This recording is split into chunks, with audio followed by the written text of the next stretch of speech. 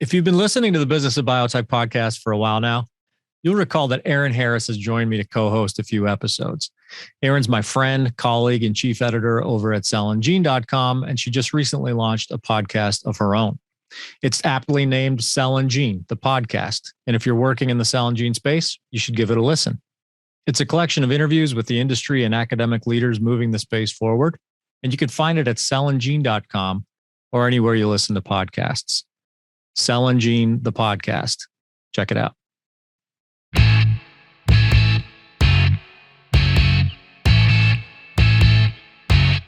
The growth trajectory at Akesobio serves as a testament to the thriving market for antibodies, and it offers a case study in antibody manufacturing and clinical development efficiency.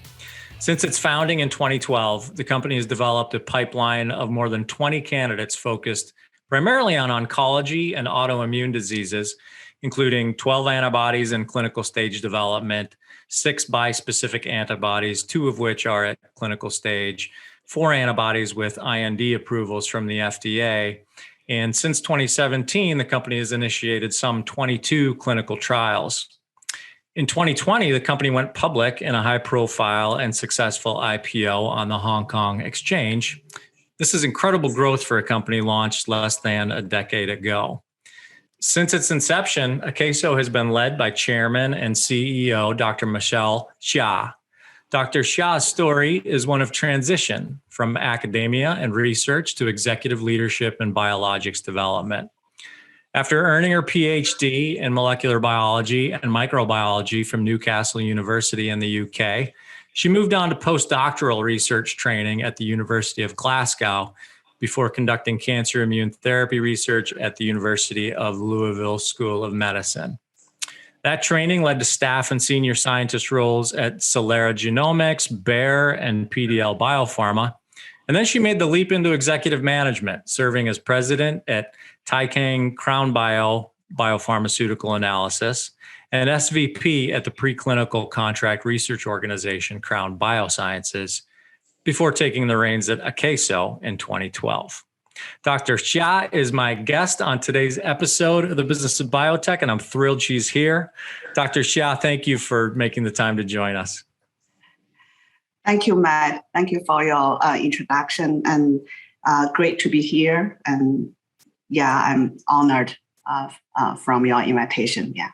Well, we're honored to have you, and I hope I got that. I hope I got all that right in my introduction, because you've got a storied career already. It is. Yeah. You actually already said a lot of things I want to say.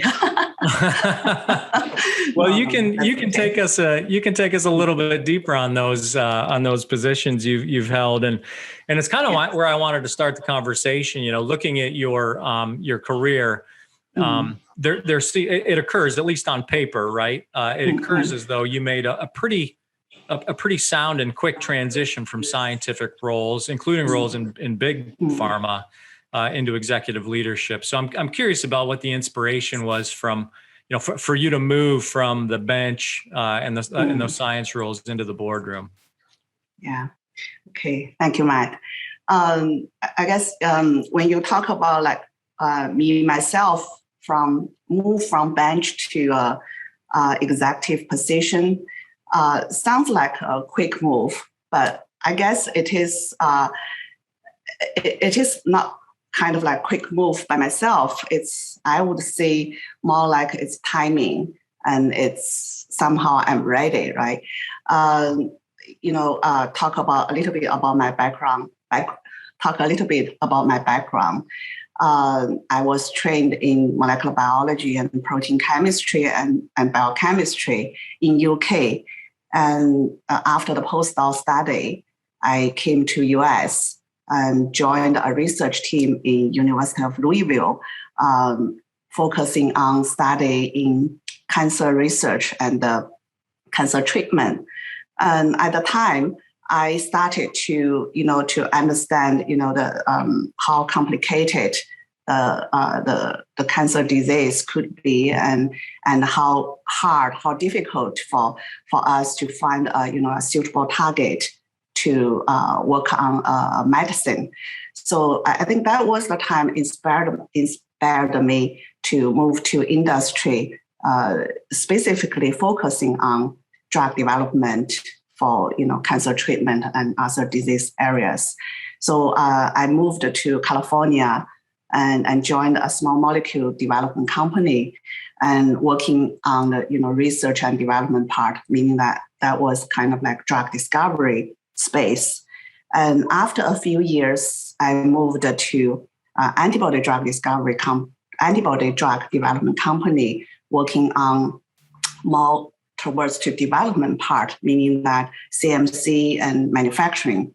I guess after all those kind of the whole time of the development of myself, I started to realize, the drug development takes time, and drug development, it is a integrated process, an integrated system.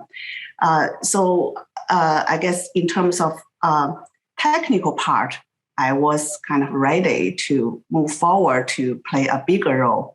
That was the time that Crown Bio came to me, talk about this new adventure in China, and I get excited. I said, okay, yeah, maybe after the technical development of myself, that's the time to move myself to a management role to to get me contribute to this process bigger. So that was the time I moved back to China and took the very big management role. And at the time, Crown Bio is a CRO company. We actually got a lot of contracts from multiple multinational companies in US, in Europe. At the time, that really gave me the big opportunity to communicate, interact with big farmers and also middle-sized biotech companies. I guess that actually really improved myself in this management role, and to see the big picture of the drug development process. And so then in year 2012, I guess that's a big timing for us. That was the time in China there were some returnees back to China, start a CRO business, and like people like myself, the same. We realized that in China, even though we started to do the CRO business, but our partners, our customers, they all from outside of China. Inside of China, there's not much service needed from us. So I myself realized that we can do something in China. So that was the time I got my partner. I got my partners. We talk about it's a time we got talents now because this CRO training to those the talents from.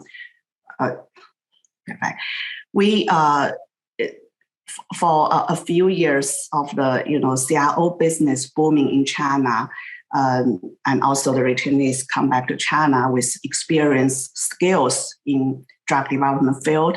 We definitely trained quite a lot Chinese talents working on this field, but they don't know how to develop drugs in China. So I thought that's a very good timing for us to contribute to pharmaceutical industry in China. So that's why we started this company, and I think that's a very strong inspiration, thinking about we could contribute bigger in terms of improve human health and Chinese industry society.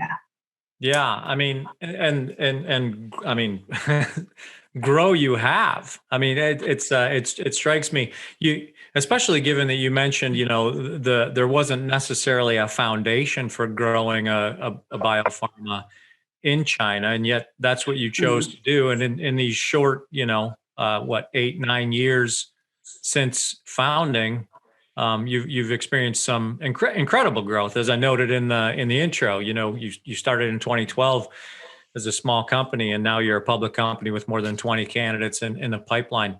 So, two-part question: one, what's driving that growth? And two, if you can give me some flavor as to how you enabled that growth. As I said, in a country and in a geography that didn't necessarily have a foundation or a protocol there to build a company like Akeso. Yeah.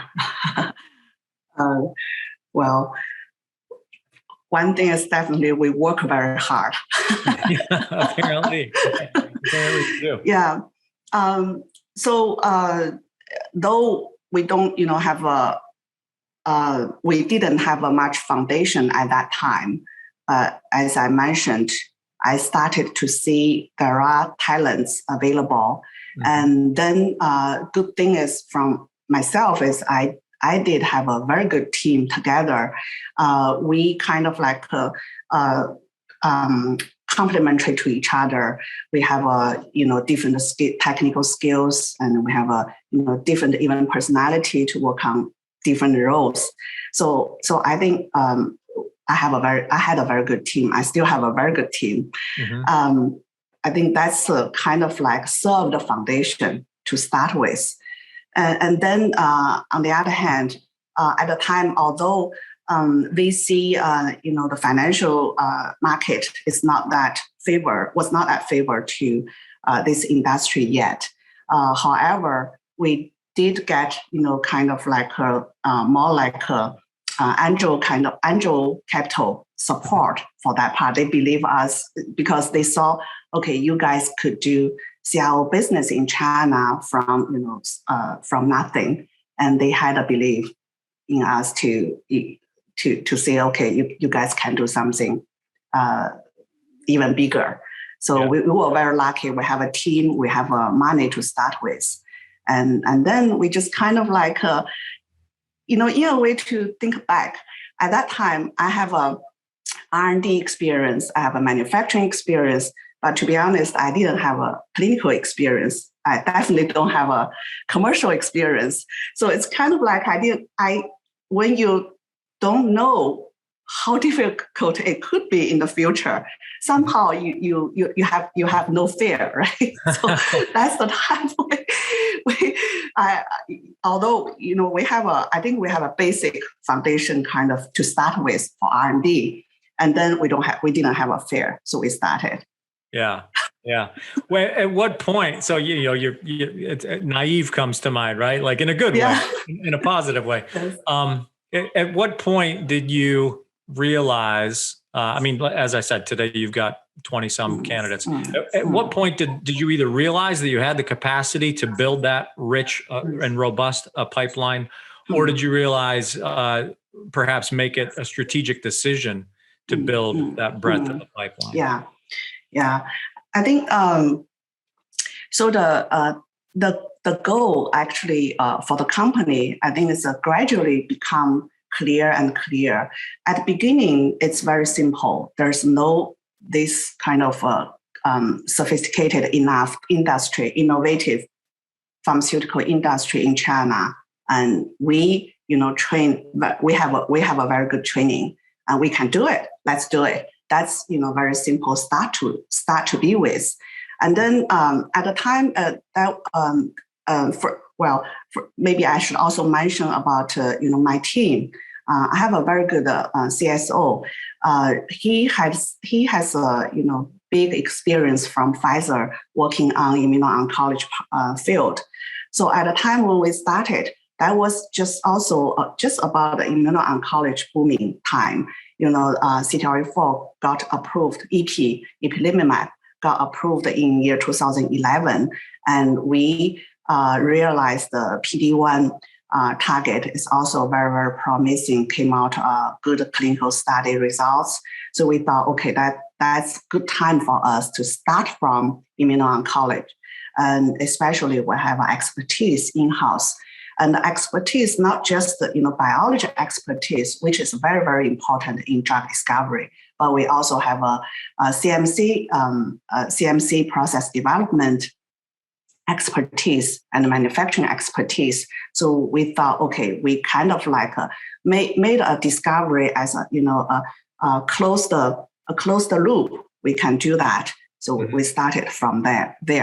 And then gradually, we realized, not just Chinese market, but also global market.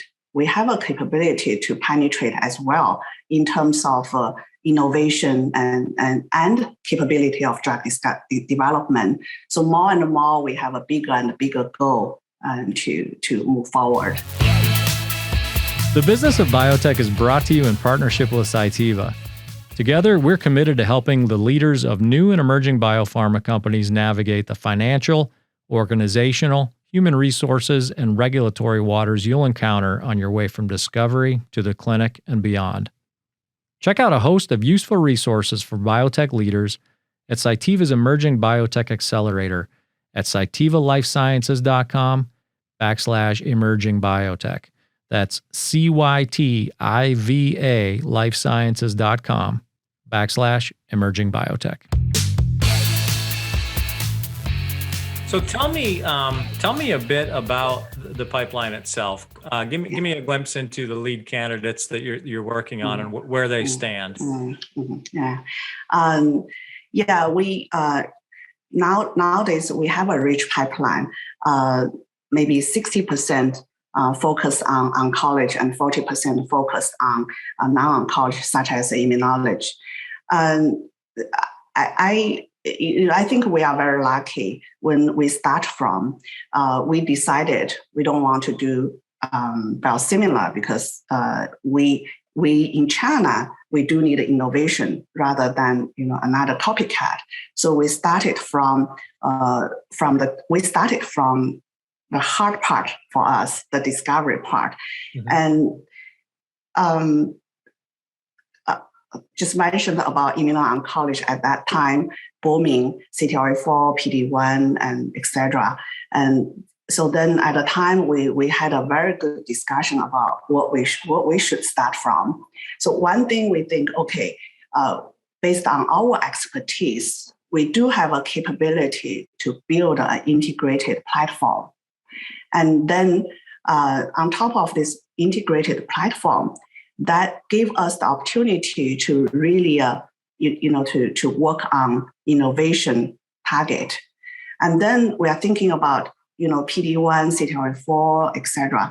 And then we saw the clinical studies results came out talking about, you have a PD-1 treatment, PD-1 antibody treatment, you got a good results, but still not good enough. You have a CTLA-4 antibody treatment, it's good, but then it's toxic. It's still not good enough. So we really think about how can we overcome this hurdle. Yeah. Then we saw BMS results about a combo study, PD-1 plus CTLA-4 antibodies, better efficacy results, still toxicity cannot be resolved. At that time, again, as I mentioned, we do have a very skilled team in Akeso. So we're thinking about, okay, we have a protein engineer expertise and we have a biology expertise. Maybe we should work on, one molecule cover two functions. That's bispecific. And in the meantime, we should try to resolve toxicity issue. If we can do that, that would be fantastic. That would be a new MOA molecule. Then that's why nowadays you see our pipeline. We are very much focused on bispecific. We have our candonelimab, which is PD-1 CTLA-4 antibody. Now it's already in the later stage of to prepare registration filing. We anticipate this molecule will be in the market next year. We have another bispecific antibody molecule, PD-1 VEGF. That one also in clinical studies right now. Results are very, very promising. So it's kind of like this is a really, start from very beginning to pick up something innovative, not just, follow others. And that takes time to develop. And the time passing to, from 2012 until now. It's 9 years passing by. Now we start to harvest the fruits, and then in compare with others, because the development takes time. So that we started earlier. That gave us the advantage in terms of the advance of the programs. That's why you do see our pipeline have a very bright, significant bispecific antibody pipeline. And in the meantime, we didn't give up other the potential good target, even its monotherapy. So we had a CD47, we have a CD73, TIGIT, and all this very hot nowadays in this field, very hot targets. And together we have 20 plus. Yeah, it's incredible, and they're all antibodies. And I should have asked you this before we got into the pipeline itself, because it's sort of a fundamental question. But your experience has taken you. It's exposed you to all sorts of modalities. Obviously, at Crown, you were as a service provider, you're open to several modalities. So you've got small molecule experience, you've got antibody experience, and so on. When you founded Akeso, why the focus on antibodies? Yeah. So I guess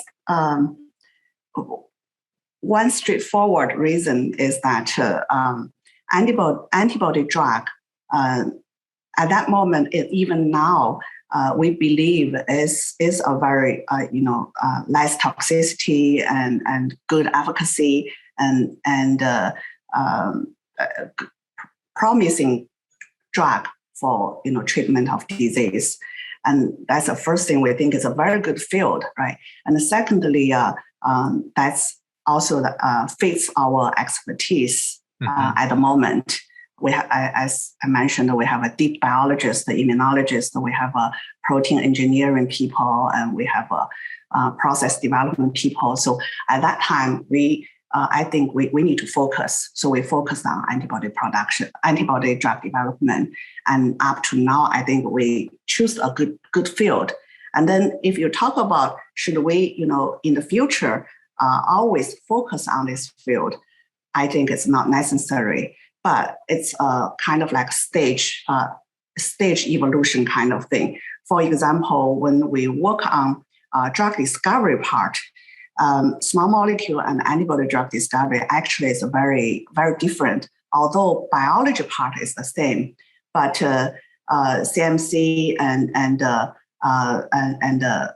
production part and even like DNPK part are very, very different skill set. So discovery part, we build a very good antibody development platform. And then we move to clinical studies. Actually, there is that, I should say there's not big difference between small molecule clinical development and large molecule clinical development. Of course, there are minor differences. You need to take care of it. But from the big picture, there's not much difference. And then if you move to commercial part, then that hurdle is, that difference is even smaller. Commercialization is more focused on which area of the disease you have a commercial team to work on, right? So in that case, to apply to us in the discovery part, I don't think we should, at this moment, we should build another medicinal chemistry team to work on small molecule. Right. However, once we started to build a commercial team already. Once we have our commercial team ready and move on for the future, if we consider we want to be a great pharmaceutical companies, we definitely don't want to rule out small molecule drug in our pipeline in terms of development stage and commercialization stage, and also others like cell therapy. I think once the timing is right, we wouldn't want to miss it. Sure. Yeah. Another thing that strikes me about your company as unique is that, despite its size, you're still a young company. and you've invested heavily on in-house manufacturing technology. You don't see that all too often with a company that hasn't hit its 10th birthday yet. And I guess it's particularly interesting to me, given your experience working with Crown, an outsourced R&D company. You know the advantages of outsourcing. So tell me about that. What was the strategy and the decision-making process that led to the decision to invest in-house? I worked in small pharmaceutical companies and big pharmaceutical companies, and then moved to CRO companies to provide services. And so after all this kind of experience, I think I realized that in-house, although CRO services are very important in terms of the ecosystem in this industry, especially for those companies. They either they have a small they don't have a capability to build a certain functional expertise, or the shortage of the capacity, right? So CRO business is very important. However, when we started, I have a very good team. Again, I want to mention I have a good team, and the team. Again, I mentioned it before. We have a very complementary skill set for the whole platform build up. And then at the moment, even now, I think, I believe, if you have a capability to build an in-house capacity and capability, the efficiency is very high. There is a good efficiency here, meaning that especially discovery part, it is a scientific discovery. It's not just a process. So meaning that you work on an experiment, you work on cellular assay, for example, and you got the results today, and you need to have the brain and the expertise to interpret it, to understand the results and give a quick response, meaning that you see, okay, we should carry on this screening process, or we should start another assay development, or we should start screening more antibodies. So all this decision making has to be fast enough and has to be deeply enough with science. For this part, you're working with a CRO company, maybe not that so easy. Mm-hmm. So that's the efficiency, in-house efficiency. And then move to manufacturing part. I think that's also depends on your company's strategy. Some companies, they started from one product or two products. And then I think it makes sense. They say, okay, we don't want to spend capitals and our energy in manufacturing build up. Rather, we use CDMO companies to help us. However, Akeso, as mentioned again, we have a 20 plus very promising antibody drug candidates there. And you can imagine if we want to use a CDMO company, that could be already a very big company already. Mm-hmm. And then talking about quality and efficiency as well. And then on top of that, we do have a capability and we do have a capital to support us. And why don't we do it? So this is, I think, become a very straightforward decision we can make. Yeah. I'm just curious, from a discovery perspective, do you think it's safe to say that had you not handled discovery in-house, your pipeline wouldn't be nearly as deep as it is today? That's right. Yeah. I think, again, I think CRO is an important component in this industry. Even like in-house discovery, we, in certain assay, for example, if we need to use a special animal model, and then in that case, even though we have a capability to build the animal model, but we don't want to spend time on that. In that case, we could, still outsource this part of work. Mm-hmm. I think important is I always mention about our ACE platform is a system rather than just a platform, drug development system. I think the scientific rationale, scientific experience, and scientific input is very important for discovery. You need to have a deep immunologist and deep biologist to work on that. From that point of view, you have an in-house deep scientist. That's very important to make sure you have a quality candidate in the future. Right. Yeah. No, I can appreciate that. You mentioned the ACE platform or system, as it were. Tell us about that. How did that come to pass? ACE platform and also Tetrabody technology. We build the whole so-called integrated drug discovery and development system, not in just one day, right? We started from. We kind of like did. I'm proud of seeing that it's like we actually did in parallel job, in parallel work. One way we say, okay, we have a capability to build our own platform. Let's do it. And at this stage, we have this program we want to do it, project program we want to do it. And the project should start from the discovery from, like, for example, antigen generation, right? Very, very beginning of the project. Then we build the capability to generate we build a capability to generate antigen. And in the meantime, we say, okay, the next step is, let's say, antibody generation. We build the capability to generate antibody. So this is kind of like a step-by-step build up rather than, we don't do programs. Let's just build a platform. It doesn't work that way. And so from this kind of logic, so one thing is we are experienced, and then we know step by step what we should do.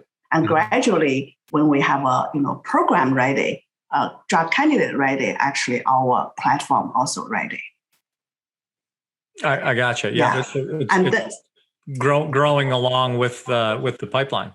Yeah, grow along with the pipeline. And so talking about bispecific antibody development, as you may know that there are all different kind of platform, different technology to do the protein engineer to have a molecule that by function, right? However, we do believe one platform doesn't serve for all. You really need to think about the molecule you want to develop, what the MOA is there, and what is more concern what is the more things you want to resolve, you want to improve, etc. And therefore, our Tetrabody technology is rather than like a toolbox. There are certain minor or major difference of the technology inside of the toolbox. And then from biology side, we say, okay, this is two targets really makes sense to do a bispecific.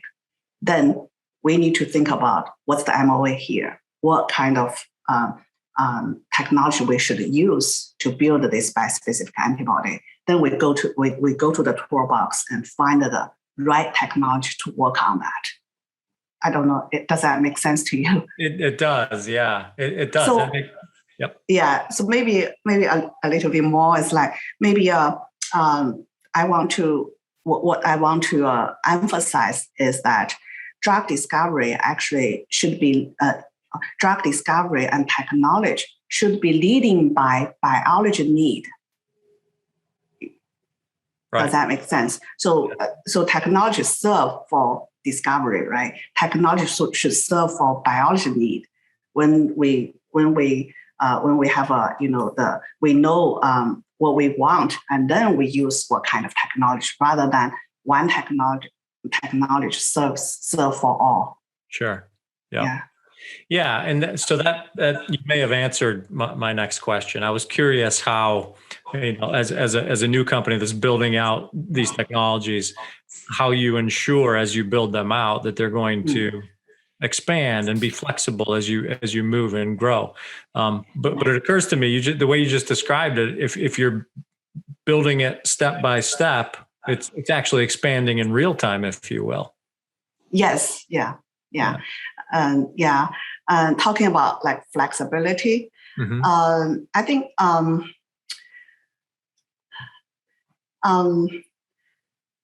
so in a way, you're right. When you build the system, you don't want to be like it's a fixed platform. For example, I think this is a kind of a confusion to people, that when people think about drug development platform, that's very very standard, very well, it's not very standard. That's what I want to say. Yeah. Again, I want to emphasize it's the knowledge base, and it's a system. When we talk about we have a capability to develop the antibody drug candidates for different disease area. Actually, when we really developed those antibodies, we didn't use the same platform. For example, if we develop oncology antibody, we use the oncology animal model, right? And when we develop immunology antibody, we have to use the specific cell assay for this particular molecule and specific animal model for this particular antibody. In that case, the development work is always ongoing. Yeah. Yeah. I'm curious, when you develop a system, a proprietary system, as Akeso has, does that put limitations or special expectations on the supplier community from whom you're procuring manufacturing equipment, development equipment, materials? Do you have to be very selective in those partnerships, given that you're building a proprietary system? Is that your question? Is that we have a special molecule? Does that prevent us to work with partners because it's special? Well, I'm curious. Maybe not prevent you from working with partners, but does it make partner selection that much more challenging or important? Right? Like you're building a proprietary system. You can't maybe run out to the Amazon of discovery equipment and just order whatever pops up. Not at all. Yeah. Not at all. Proprietary system or platform, meaning that it's more like the know-how, the way the technology you used for this particular process, right? And when you go out to make a partnership, it's kind of, for example, right now we are very open. We are very open into partner with multinational companies for global pipeline development, and we are very welcome for this co-development opportunity with partners, and then when we get a chance to co-development with them, not necessarily we need to give them the proprietary technology. No, because that part already done. That's the done deal. It's more like, we want to do the clinical development. We have a partnership, and then maybe they can do some clinical trials. We can do some clinical trials. We focus on China. They focus on globally, and those parts has no barrier. I don't know if that's clear. And even commercial partner, those part has no barrier. Sure. Yeah. I guess I was angling that question more toward the equipment supply community, right? Yeah. So like laboratory equipment, bioreactors, these kind of things. Not at all. Not at all. Again, sorry, not at all. One thing is towards the manufacturing side, protein antibody is kind of protein drug. protein production and antibody production, actually the equipment and all these things actually is very generic. It's the difference is the detail of your process steps. Yeah. You have a 3 steps purification, for example, or you have a 4 steps, you have a 2 steps purification, and you use the same resin for purification, but your parameter is different from others, for example. And this is controlled by yourself. It's not equipment. Equipment is the same. Right. So to answer you shortly, no, it's not at all. Perfect. Yeah, great.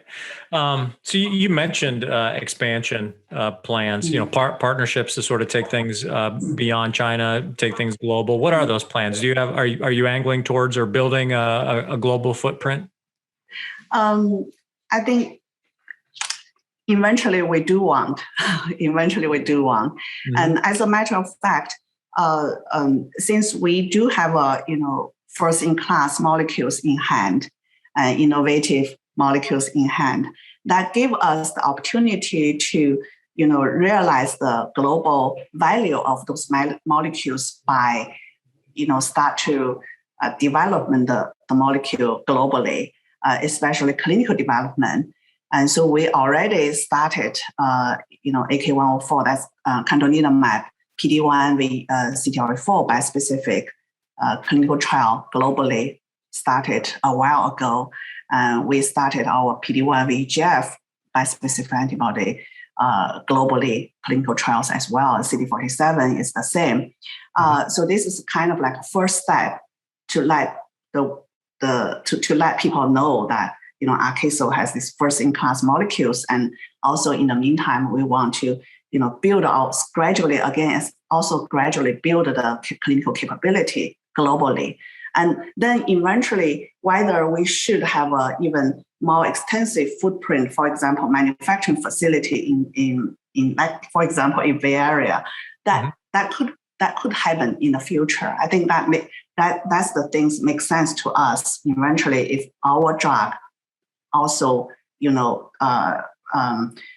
registered in US, for example. Right. By that time, it makes sense for us to move the manufacturing in US as well. But I think these things happen is like planning and gradually, and when the time comes, and it comes, and we do have a this kind of a target and a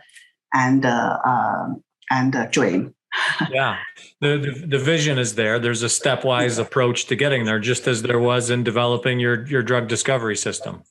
Yeah, it's a matter of the time. Yeah, and maybe like, for example, at beginning, some of the molecules we are very need to have a partnership, and we work together with partnership to have the molecule approved in US and commercialized in US. And then in the meantime, as you know, we have a rich pipeline. Maybe some of them we can start work on by ourselves. Mm-hmm. That's my dream plan. Excellent. So you already alluded to decision-making ability and flexibility as very important attributes of leadership. But I want to ask you I want to ask you to share with our audience the advice that you would give the leader of emerging biopharma, whose mission or goal is to grow as rapidly as Akeso, specific to managing such rapid growth. What advice would you offer? I think pharmaceutical industry is a little bit different from those IT high-tech company industry. IT industry, you do see a lot of young people has a brilliant idea, and then they use a computer to realize that by code, right? And pharmaceutical industry really is really is a comprehensive and system. One person cannot do all. Mm-hmm. And even though, like myself, I was very, very lucky to oversee a lot of aspects of the drug development process, but still technically I cannot do all. So I have to, I think, to have a rapid growth company, one thing is I do need to have a team, very good team, talent, experienced people, expertise. I think that's the very important part. And this team, I think is also need to be very, very focused and to work together, has the same dream. That's very important. So to have a leadership with this great team, I think that's important, very, very important part for fast grow company. And then judgment, and then flexibility and etc. And also, from my own experience, I feel like you need to have also a big dream and determination as well. Yeah.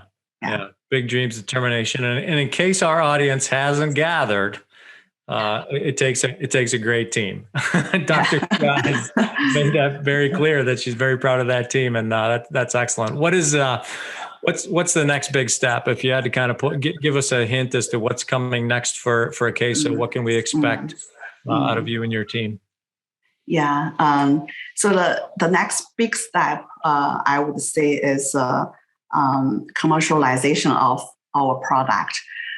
That's ultimate goal, right? We have a good product, and patients can be benefit from it. And the good thing is we had our first drug, pampulimab, which is a PD-1 antibody, filed last year, and hopefully in the near future. And this first product will get into the market. And then our bispecific antibody, cadonilimab, we are about to file in the next quarter or a little bit longer. And then hopefully next year it will get approved. Mm-hmm. So the next big step definitely is successful commercialization. And another big step I would say is the global footprint.